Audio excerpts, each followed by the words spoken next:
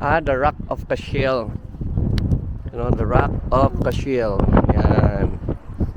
The rock of cashel. The rock of cashel. Yan o. Yan. Yan o. May castle guys. Yan. Castle yan. Castle. Sa Ireland. Yan ang ano, neighborhood. So, yan o. Sarap dito. Tambay din sa upuan o. Tagay tanway o. Yan upuan o. Ito ang neighborhood ng Ireland. Particular dito sa malapit dito sa The Rock of Cashel. Ito daw yung famous ano nila dito, tourist spot ng Ireland. Okay?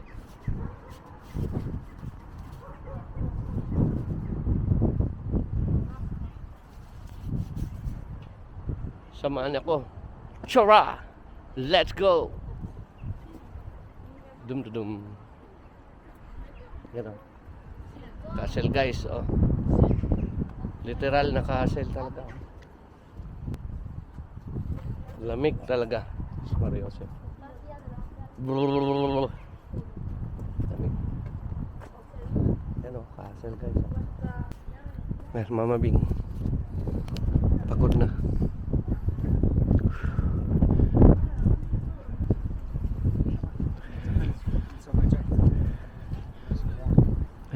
Ayan.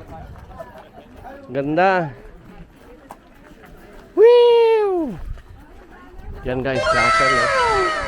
Ang sarap, ang ganda. Grabe. Okay.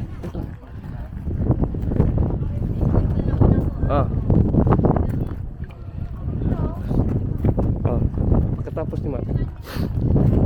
Okay.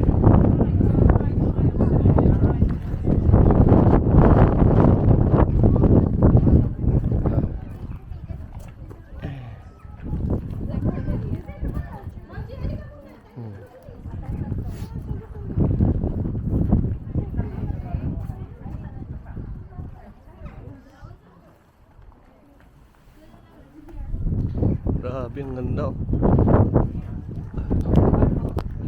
Castle oh. Grabe oh.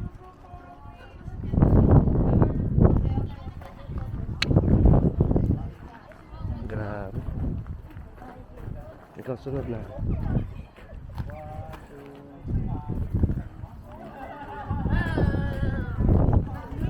Takbo na doon, takbo. Ay, siya na muna po. Oh, sige. Sige po. Doon na. Siya na muna, si Ma'am muna. Okay, patayo Ma'am. Thank you.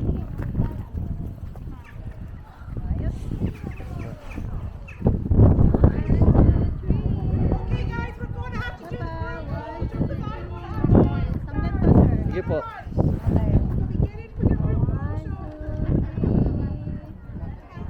Thank you very much. Yay!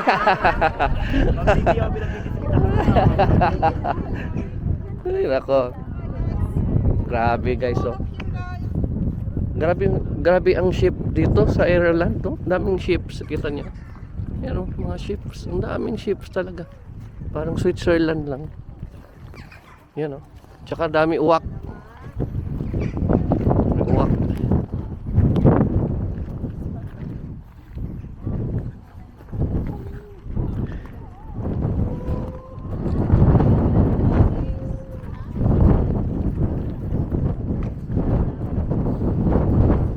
Grabe, ganda dito guys.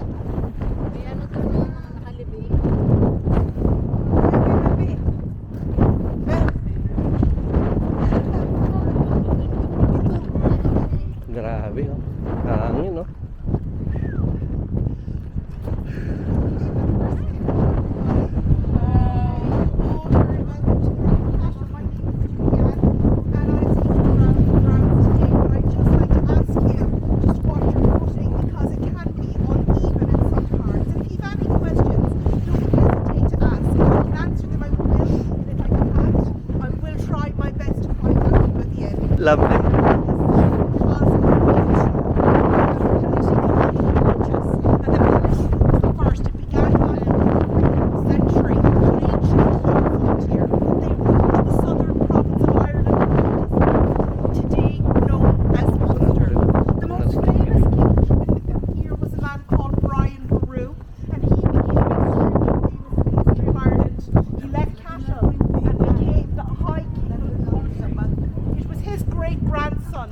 eventually gifted the site over to the clergy and changed the history here in a little old clergy.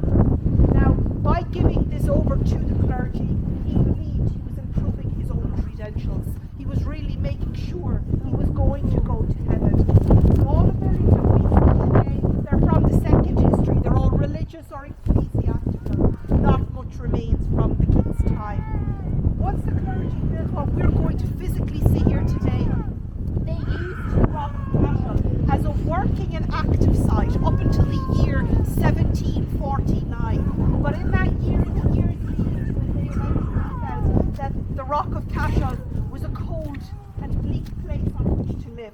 Now you're going to see that as we walk around. I don't blame them, I suppose, for moving on. But when they left these buildings fall to disrepair. It was too expensive for them to keep them going.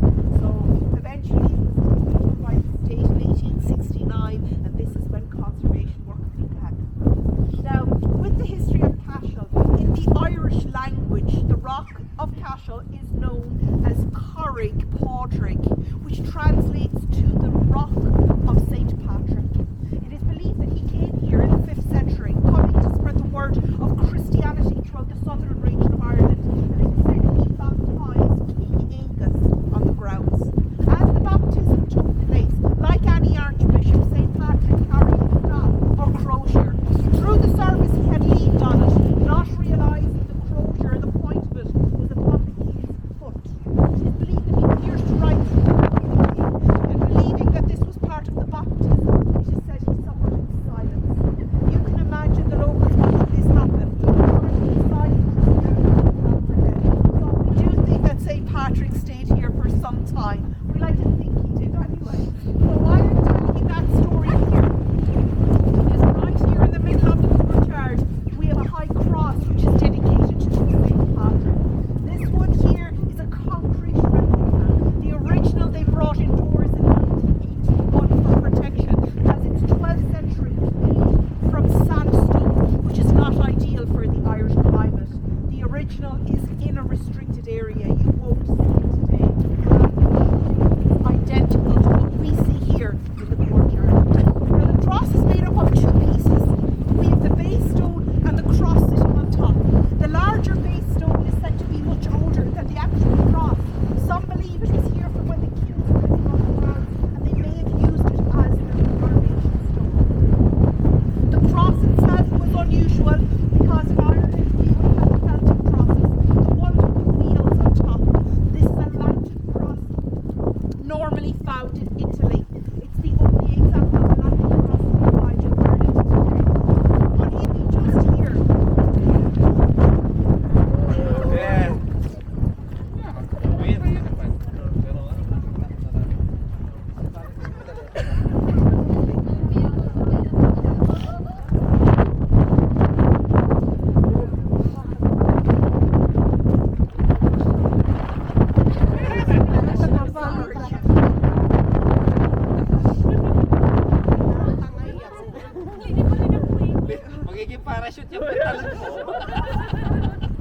So guys, this building that I'm going to show you is unfortunately inaccessible. We can only see it from here, and it's this rectangular structure standing tall.